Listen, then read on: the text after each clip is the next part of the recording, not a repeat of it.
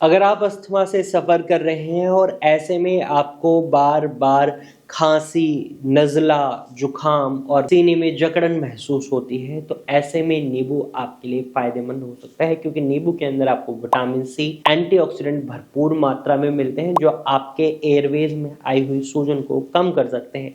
लेकिन इसका सेवन किस तरीके से करना है, ये भी बहुत ज़रूरी होता है। अगर आप इसे ठंडे पानी के साथ पी रहे हैं, तो ये आपके लिए बहुत ही नुकसानदायक हो सकता है। वहीं अगर आप इसका सेवन गुनगुने पानी के साथ कर रहे हैं, तो ये आपके लिए फ़ायदेमंद होगा। एक बात का और ख़्याल रखना है कि रात के समय और सुबह के समय इसका सेवन नहीं करना है। दिन के समय में ही इसका सेवन करें, तो ये आपके लिए फ़ायदेमंद हो सकता है।